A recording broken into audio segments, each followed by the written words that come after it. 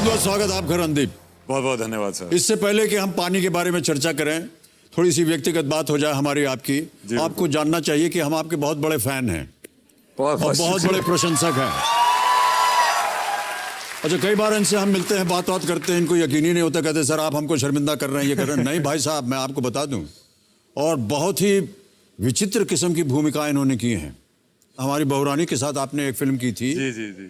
और उसमें आपको जैसे कि बॉर्डर क्रॉस कर गए और आपको पाकिस्तान के टेररिस्ट ने गिरफ्तार कर लिया था। जी जी। और एक कमरे का एक लकड़ी के बॉक्स के अंदर कैसे किया आपने वो भूमिका। आपने, मुझे लगा कि शायद स्वयं भी, एक तो आपने वजन कम किया, बहुत दिन तक खाना पीना बंद हो गया। जी जी जी। और वैसी ही स्थिति में ये रहे ताकि इनके चेहरे पर, इनके आकार में जिस भूमिका ये निभा रहे हैं वो सही तरीके से। रणदीप प्लीज बताइए कुछ उसके बारे में हमें।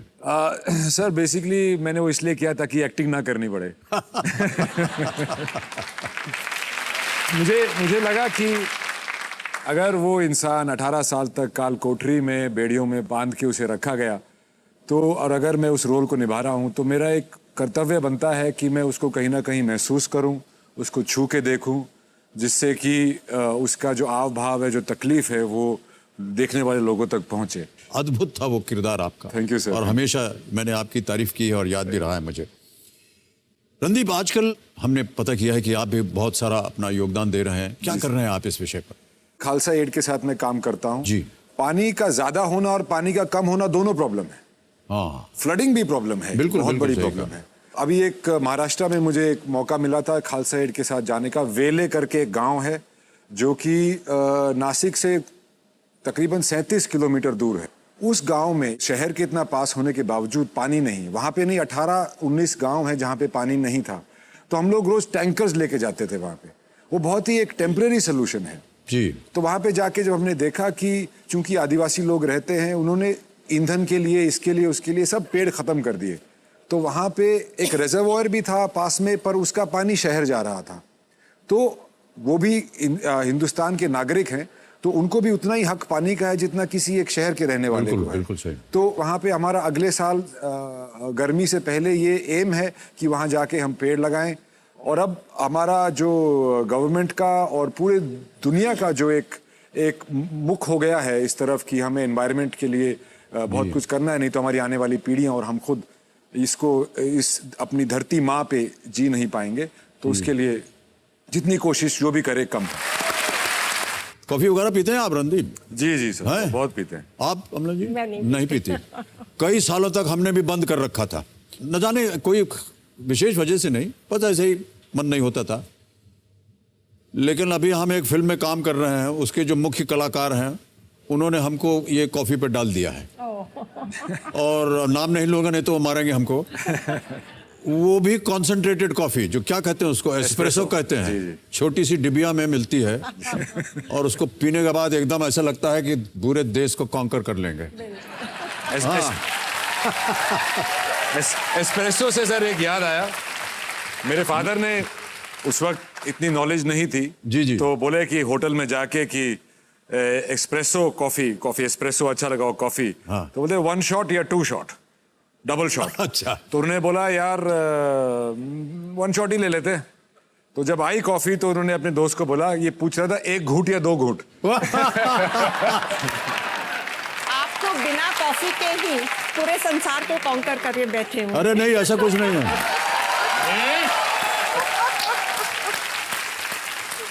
तो कभी कभी आपको बता दूं, हाँ अमला जी, कि कभी कभी यहाँ पर जब बहुत देर हो जाती है, जैसे आज होने वाली है, क्षमा चाहते हैं पहले से ही, तो एक आध मार देते हैं हम, जाके हम लोग एकदम जोश में।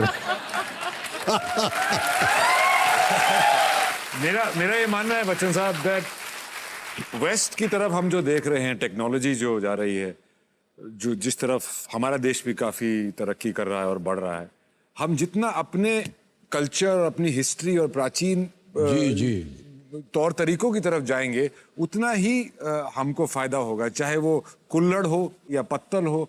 तो जो हमारा एक रहन सहन है, हम कहीं ना कहीं एक कॉलोनियलिज्म से वो हम थोड़ा उसको नीचा देखने लग गए थे जी। तो अब जितना हम अपनी खुद के अंदर की तरफ देखेंगे, अपनी सभ्यता के अंदर देखेंगे, उतना ही हमको फायदा होगा और दुनिया भी वैसे ही देख रही है। बिल्कुल सही कहा आपने। बहुत सी ऐसी बातें हैं जो कि प्राचीन जमाने से चली आ रही हैं और हम उसको भूल गए हैं, या किसी बाहर की शक्ति ने दबाव के कारण उनको हमें भुला दिया है। और बहुत सी अच्छी अच्छी बातें कही आपने।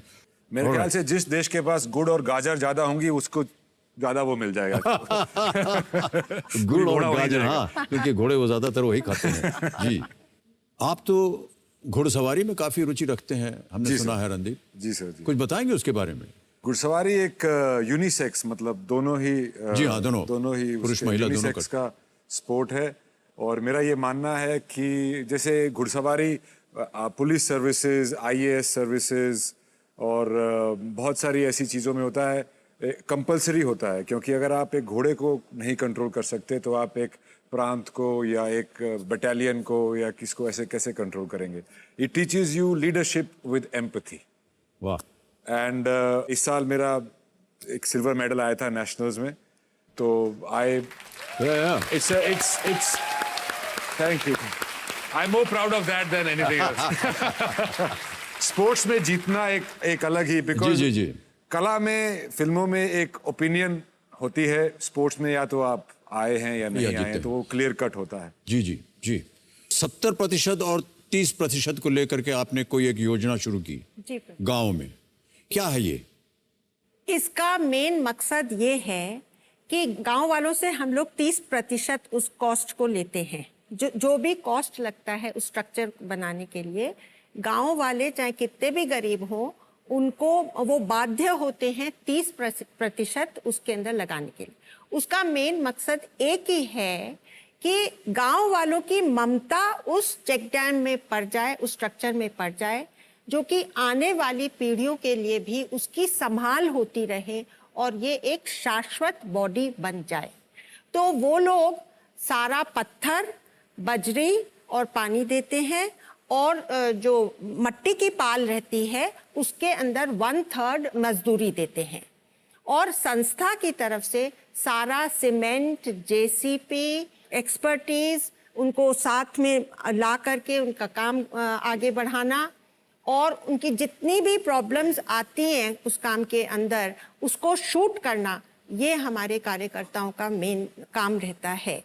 इसमें क्या होता है कि जब हम लोग काम शुरू करते हैं तो हम लोग एक और कंडीशन गांव वालों के ऊपर रखते हैं, वो ये है कि तुमको शराब छोड़नी है, बीड़ी, गुटखा, दहेज, बाल विवाह और मृत्यु भोज, ये सब चीज जब वो लोग छोड़ने के लिए तैयार होते हैं तब हम लोग उस गांव में काम करते हैं। क्योंकि अगर एक बार, वाह क्या बात है सर, बहुत अच्छी बात। ये जो साथ में जो आप लगा देते हैं ना कि ये भी छोड़ो ये भी छोड़ो, और समाज के लिए बहुत आवश्यक बातें हैं ये। बहुत बहुत बधाई आपको। वैसे पता नहीं अमला जी, गुजरात में बहुत सी ऐसी वादियां हैं, ऐसे स्टेप्स बने हुए हैं जो कि नीचे जाती हैं, बहुत ही सुंदर और है, बहुत ही सुंदर है। बावड़ी जी, बावड़ी एक तरह की है वो, स्टेप वेल उन्हें कहते हैं। हाँ। और बहुत ही सुंदर तरीके से उसको कारीगरी होती है उसकी, मूर्तियां लगी रहती हैं, हाँ। और architecturally it is a wonder. कैसे उन्होंने बनाया खोद करके, और नीचे से ऊपर उन्होंने आर्किटेक्चर किया उसका। तो पहले खोदा होगा, उसके बाद नीचे से बनाना शुरू किया। परफेक्ट ज्योमेट्रिकल बिल्कुल, आर्किटेक्चर, कैसे उनको ये ज्ञान हुआ। और हर एक स्तर पर, जैसे कि मान लीजिए कोई शरणार्थी आया हो जिसको रहने की जगह ना हो, तो ऐसे ऐसे प्लेटफॉर्म्स बने हुए हैं, ऊपर छत बना हुआ है, वहां पर जाकर को रह सकते हैं, पानी की सुविधा मिल जाती है उनको। बहुत ही सुंदर है ये। और वहाँ पर नृत्य के मंडप भी बने हुए बिल्कुल, हैं। बिल्कुल, जी। बहुत तरह की सार्वजनिक कल्चरल एक्टिविटीज होती हैं। जी हाँ, टाइम में होती थी। जी हाँ, गुजरात में। हर एक इंसान जब कोई सच्ची बात सुनता है तो उसके दिल में वो स्थान बैठ जाती है वो बात। बच्चे भी अगर ये बात सुने जी। तो वो भी अफेक्ट हो जाते हैं। जी। और आज वो हमको इतनी ज्यादा शिक्षा देते हैं। बिल्कुल बिल्कुल। पता नहीं अमला जी, आपको ज्यादा जानकारी होगी, कहीं हमने सुना या पढ़ा या देखा कि प्रत्येक व्यक्ति जो है वो शायद साल भर में 7,000 लीटर पानी का उपयोग करता है नहाने के लिए। केवल 7,000, पता नहीं महीने का है या साल का है, लेकिन कहीं ना कहीं ये 7,000 लीटर जो है वो इस्तेमाल करता है। नहीं, तो अब आप समझ सकते हैं कि इसको अगर आप मल्टीप्लाई करें तो कितना पानी जो है वो चला जाता है। इसी के ऊपर तो हम लोगों को रोक लगानी है ना, जी, जी। कि भाई 2 मिनट का शावर लो। जब अगर पानी की इतनी भीषण समस्या है तो हमको क्यों लंबा शावर लेना है। जी जी। और जो लोग इस बात को अच्छी तरह से समझते हैं, जैसे हमारे राजस्थान में ये इसकी अहमियत जो समझी जाती है, इसके ऊपर मैं आपको छोटी सी एक कहानी सुनाती हूँ कि हमने एक चेक डैम बनाया था बिहार में, जिसका नाम था बुढ़ा बुड्ढी का चेक डैम, जो औरंगाबाद डिस्ट्रिक्ट में बनाया था। तो जब हमने इस साइट का चयन किया था तो हमको लगा था कि ये एक चेक डैम 20 गांव को फायदा दे देगा। लेकिन जब बारिश आई और वहां पर पानी इकट्ठा हुआ तो इतना अथाह जल भंडार इकट्ठा हो गया कि गांव वालों ने ये निर्णय लिया कि इसका पानी हम और 20 गांव तक पहुंचा सकते हैं एक कैनाल के माध्यम से। जी जी जी। तो गांव वाले जगह जगह पे गए चंदा इकट्ठा करने, एक मोची के पास भी गए। तो मोची से उन्होंने जब मांगा पैसा तो उसने 5,000 रुपया अपने पास की पूंजी उनको दे दी। जब उसको थैंक करने के लिए और गांव वाले गए तो बोला कि नहीं, 5,000 तो पर्याप्त नहीं था, मैं आपको 5,000 रुपया और देता हूँ। ऐसे इंसानों से जब हम मिलते हैं ना तो हमारा भी ढाढ़स बढ़ जाता है कि जो अपना स्वार्थ तो सोचते ही नहीं है, जन कल्याण के लिए ही अपनी पूंजी लुटाने को तैयार है। वाह क्या बात है, बहुत खूब। It's compulsory for new construction also कि जो नई बिल्डिंगें बनती हैं उसमें रूफ हार्वेस्टिंग की जी होती है ताकि आप नीचे टैंक में आप पानी भर सकते। तो हमारे साथ यहाँ पर आए हुए हैं कर्नल साहब, नमस्कार। प्रणाम करता हूँ आपको। और जब हम इनका परिचय दे रहे थे तो कर्नल शशिकांत दलवी जी, ये रेन वाटर कंजर्वेशन कैसे होता है, उसकी हार्वेस्टिंग कैसे होती है, कुछ हमें बताइए मान्यवर। एक्चुअली मैंने ये अपने हर एक इंसान की छत के ऊपर या सर के ऊपर धरती माँ पानी बरसाती है जी। और ये जो देन है इसको हम पूरी तरह से भूल जाते हैं। आप अपने आप को पूछ लीजिए कि हम में से कितने लोग अपने छत के ऊपर जो पानी गिरता है उसका इस्तेमाल करते हैं। बम्बई में 1,000 स्क्वायर फुट के छत के ऊपर 2.5 लाख लीटर का पानी हर साल बरसता है। क्या हम इसका इस्तेमाल करते हैं? नहीं करते। इसकी वजह से हम टैंकर मंगवाते हैं या भूजल से पानी खींचते जाते हैं। और हम दुनिया के माने जाते हैं कि world's oldest rain water harvesters Indian थे। तो ये सिंपल है, आपके पास जो भी कोई आपका घर होता है या बड़ी बिल्डिंग होती है, आपको 3 चीजें तो दी होती है, नहीं तो घर बन नहीं सकता। एक तो छत है, यानी कि कैचमेंट एरिया है कि जो पानी बारिश का रिसीव करे। दूसरी चीज़ है, अगर वहाँ इकट्ठा हो गया पानी तो नीचे वाले रह नहीं सकेंगे और बिल्डिंग भी कोलैप्स हो जाएगी, वेट बहुत बढ़ेगा। तो उसके साथ आपको पाइप भी दी हुई है ताकि पानी वो ऊपर से नीचे आ जाए। हमें ये समझ में नहीं आता उसका क्या किया जाए। कुछ नहीं करना, सब अपने स्टोर के लिए भी धरती माता बोलती है कि मैं आपको स्टोर देती हूँ। और वो स्टोर जो अंडरग्राउंड एक्वीफर बोलते हैं, जिसको हम झरने बोलते हैं, जिसके ऊपर हम अपने कुएं बनते हैं या बोरवेल बनती है, उसमें आप उसको डालो और फिर माँ का आप कमाल देखते जाइए। जी जी। हर साल 35% पानी नीचे परकुलेट होके जाता था। जी जी। आज पूना या बंबई जैसे जगह में 5% पे आया है वो। अगर हम धरती माँ को नीचे पानी ही नहीं दे रहे जी जी, तो अभी सरकार कहती है कि कम से कम आपके छत का जो पानी है उसको आप डायरेक्टली इंजेक्ट कर दीजिए। बहुत ही आवश्यक बात आपने बताई कर्नल साहब। और बहुत से जो है घरेलू काम जो है उससे हो सकते हैं, बर्तन वगैरह धोना हो, और बड़े बड़े घरों में जिनकी गाड़ियां हैं उनको वॉशिंग के लिए वगैरह साफ सफाई करने के लिए। छोटी चीज बताऊंगा मैं इसमें कि हर एक आदमी को 135 लीटर पर डे पर पर्सन पानी मिलना चाहिए। जी जी। वर्ल्ड हेल्थ ऑर्गेनाइजेशन के मुताबिक। उसमें से अगर हम अपने अपने छत से अगर हिसाब लगाया जाए तो 30 to 35% रेन वाटर हार्वेस्टिंग करने से हम पानी बचा सकते हैं। और मैंने खुद देखा है सर कि हमने अपने सोसाइटी में ये पहला प्रयोग किया, राज्य का पहला प्रयोग 2002 में, और उस दिन से हम टैंकर मुक्त हो गए। वाह, बहुत खूब सर, बहुत अच्छी बात कही आपने।